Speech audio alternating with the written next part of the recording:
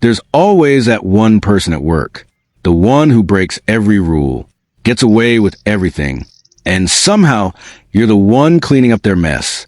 Now imagine watching that for years.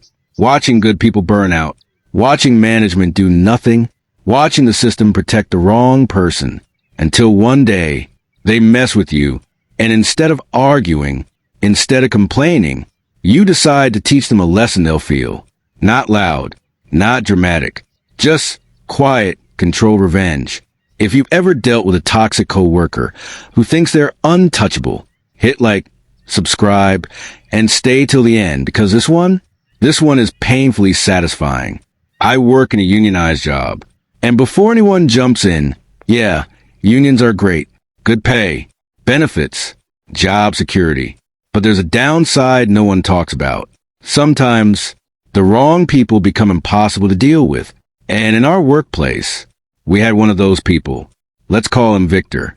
Victor wasn't just lazy. He was strategic.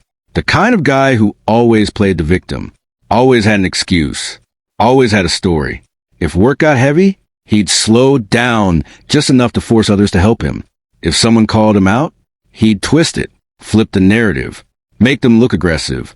And when things got serious, when management finally started stepping in, that's when the magic happened. Victor would suddenly get injured. Every single time. Pulled muscle, back pain, stress leave, gone for weeks, sometimes months. And just like that, everything reset. No consequences, no accountability, nothing. I watch people break because of him. Good workers, hard workers, people who actually cared. I saw one guy nearly lose his job after snapping at Victor during a shift. Another coworker literally walked out crying. And Victor, he'd just stand there, shrugging like he didn't understand what happened. Me? I stayed quiet. I didn't engage, didn't argue, didn't give him the reaction he wanted. If he tried something, I'd deflect. If he pushed, I'd respond just enough to make him look foolish. And that annoyed him, because people like Victor, they need attention. They feed off it. But I never gave it. Now here's where things changed. At our job, we have a uniform service.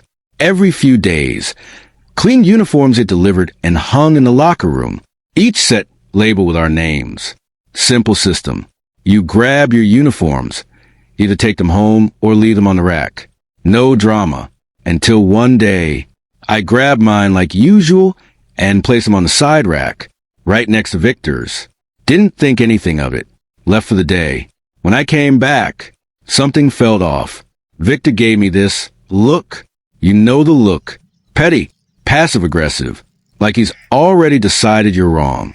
I ignored it, walked into the locker room, and froze. My uniforms? Back on the wall, exactly where they were before. And Victor's? Placed neatly where mine had been. At first, I just stared. Then it clicked. Oh, we're doing this now. My jaw tightened. That slow burn started building in my chest. Not explosive anger. No, something colder, more controlled, more deliberate. I stood there for a few seconds, thinking, you want to play petty? You want to act like you own the locker room too? Okay, no problem. I looked over at his uniforms. Clean, folded, ready, waiting for him. And then I turned toward the big metal hamper, the one for dirty uniforms. Locked, heavy, only opened by staff. I grabbed every single one of Victor's clean uniforms, one by one, and dropped them inside. Clank, clank, clank. No hesitation. No second thoughts. Close the lid. Walked out. Next shift, I walk in. Everything looks normal. Victor's there. Quiet. Too quiet. I head to the locker room. And there they are, his uniforms. Back on the rack. Wrinkled. Crumpled. Clearly pulled out of the hamper. And the metal lid? Bent. Forced open. Victor avoided eye contact. Didn't say a word. No comments. No complaints. Because what could he say? Hey, someone threw my uniforms away. Then what? Explain why? Explain what started it? No. He stayed silent. And that's when everything changed. Not dramatically. Not loudly. Just subtly, Victor stopped acting like he owned the space. Stopped pushing little boundaries. Stopped testing people. Because now, he knew there was someone willing to push back. Not emotionally, not loudly, but effectively. And me? I didn't stop. Not completely. I didn't go overboard. But I made sure, every now and then, if he tried something again, the message was reinforced. Quietly, consistently. The real revenge wasn't the uniforms. It wasn't the hamper. It wasn't even the inconvenience. It was this. For the first time in years, Victor had to think twice. Before acting. Before pushing. Before assuming he could get away with anything. That confidence, that untouchable attitude, cracked, and everyone felt it. Was it petty? Yeah, absolutely. But sometimes, when systems fail, when management ignores problems, when good people keep suffering, the smallest acts of resistance can restore balance. Not perfectly, but just enough. If you've ever dealt with someone like Victor, drop your story in the comments. I know you've got one.